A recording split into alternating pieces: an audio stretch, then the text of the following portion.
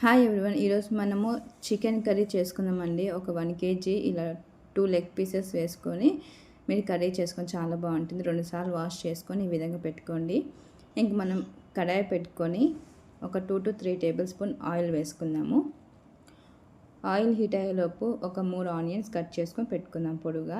ఇంక మనము చెక్క, లవంగాలు, మసాలా వేసుకుందామండి. ఇంకా ఆనియన్స్ ఏవైతే మనం పొడుగా కట్ చేసుకుంటామో అవి వేసుకుందాము. ఇవి గోల్డెన్ బ్రౌన్ వచ్చేంత వరకు వేయించుకోవాలండి. పచ్చివాసన పోయేంత వరకు మీడియం ఫ్లేమ్లో పెట్టుకోండి. ఇంక ఇప్పుడు మనము త్వరగా వేగనీకే మనం మూత పెట్టేద్దాము. ఒక 2 నుంచి 3 సెకండ్ల వరకు వేగుతాయండి. ఈ విధంగా మనం వేయించుకున్న తర్వాత మనం పచ్చిమిరపకాయలు 2 పొడుగా ఉండేటివి వేసుకోండి. కొంచెం కారం ఎక్కువగా ఉంటే 2 వేసుకొని, తక్కువగా ఉంటే 3 వేసుకోండి. ఇంకా ఇవన్నీ బాగా వేగిపోవాలండి. ఆనియన్స్, పచ్చిమిరపకాయ ఖచ్చితంగా రెస్టారెంట్ చేసినట్టుగా చికెన్ కర్రీ చాలా బాగుంటుంది. చూడండి బాగా వేగిపోయాయి కదా.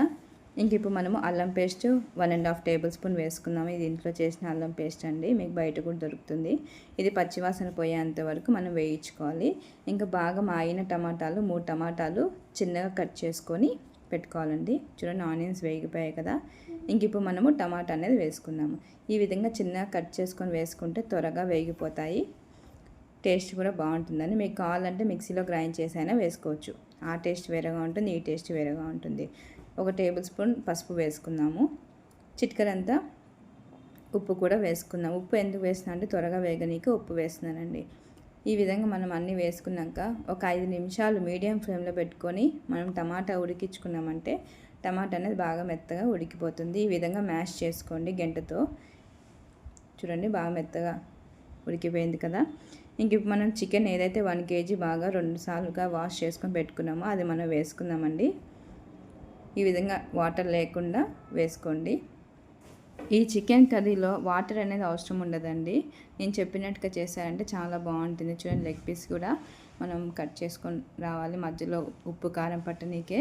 చూడండి చికెన్ వేసుకున్నాక ఇలా 5 నిమిషాలు హై ఫ్లేమ్లో మనం కలుపుతున్నామంటే దాంట్లో చికెన్లో ఉన్న వాటర్ అంతా వచ్చేస్తుందండి. మీకు చూపిస్తున్నాను చూడండి.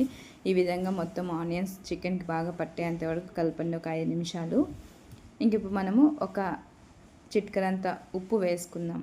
ఉప్పు వేసుకుంటే కొంచెం త్వరగా ఉడికిపోతుందండి. చికెన్ అనేది ఎక్కువ టైం పట్టదు. ఇంక మనం ఒక 10-15 నిమిషాలు మూత పెట్టేసి ఉడికించుకుందాము. చూడండి మూత తీసి చూడండి వాటర్ అనేది వచ్చేస్తాయి. ఇంకా వాటర్ వస్తాయి. నేను మీకు చూపించనీకే మూత తీసి చూపిస్తున్నాను, మీకు తెలియాలని, వాటర్ లేకుండా చేయాలని. ఇంక ఇప్పుడు మనము ఒక 5 నిమిషాలు మూత పెట్టి తీసి చూడండి వాటర్ అనేది బాగా వచ్చేసి ఉంటాయి. చికెన్ కూడా ఒక 10 to 20% ఉడికి ఉంటుందండి.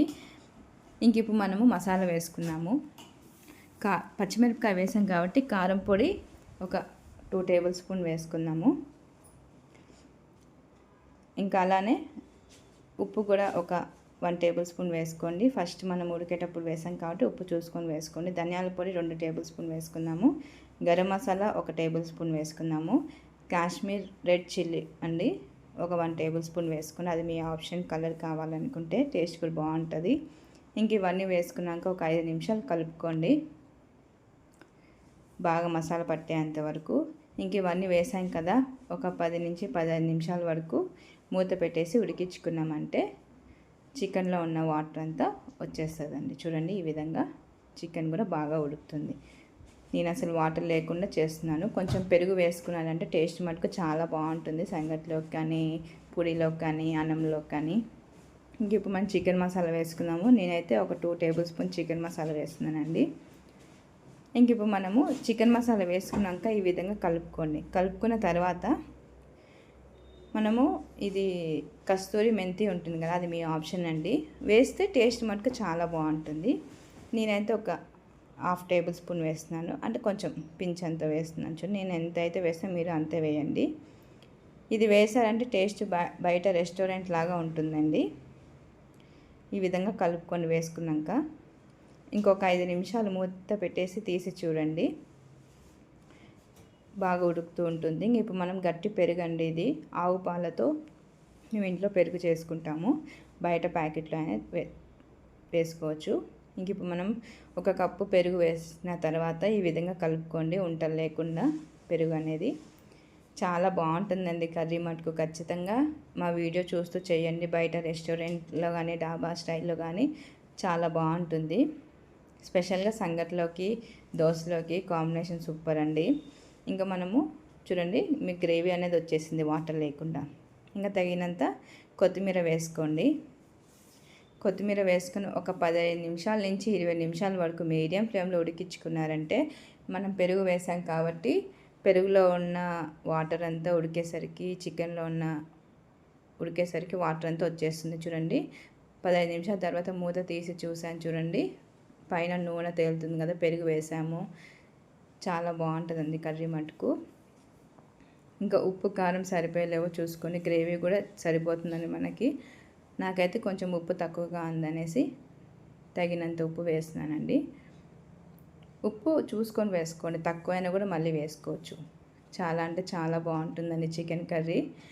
ఎంతో రుచికరమైన చికెన్ కర్రీ అండి. మా ఛానల్ చూస్తూ ఖచ్చితంగా చేశారంటే తినని వాళ్ళు కూడా తినేస్తూ ఉంటారు. బ్యాచిలర్స్ కానీ ఫ్యామిలీస్ కానీ ఫస్ట్ టైం చేసేవాళ్ళకి కానీ చాలా బాగుంటుంది. ఇలా నూనె పైకి తేలేంత వరకు ఉడికించుకున్నారంటే మీకు చికెన్ ఆల్మోస్ట్ ఉడికిపోయి ఉంటుందని అనుకోవాలండి. చికెన్ మనం అదే పనిగా నొక్కి చూడాల్సిన పని లేదు. నేనైతే చూపిస్తున్నాను మీకు. ఈ గ్రేవీ అయితే సరిపోతుందండి. నేను మళ్ళీ టేస్ట్ చేసినాను ఉప్పు సరిపోయిందో లేదో అనేసి. నా కొలతలతో అయితే ఇప్పుడు సరిపోయిందండి. ఖచ్చితంగా ట్రై చేయండి. ఇవి ఫెస్టివల్స్ వస్తున్నాయి కదా. ఇంక 10 నిమిషాల తర్వాత మూత తీసి చూడండి, చికెన్ కర్రీ రెడీ అయిపోయిందండి. తగినంత కొత్తిమీర వేసుకొని సర్వ్ చేసుకోండి. చూస్తుంటే నోరు ఊరుతుంది కదండి. లెగ్ పీస్ కూడా బాగా ఉడికిపోయి చూడండి. మా ఛానల్ లైక్ చేయండి, సబ్స్క్రైబ్ చేయండి, షేర్ చేయండి. Thanks for watching chicken curry.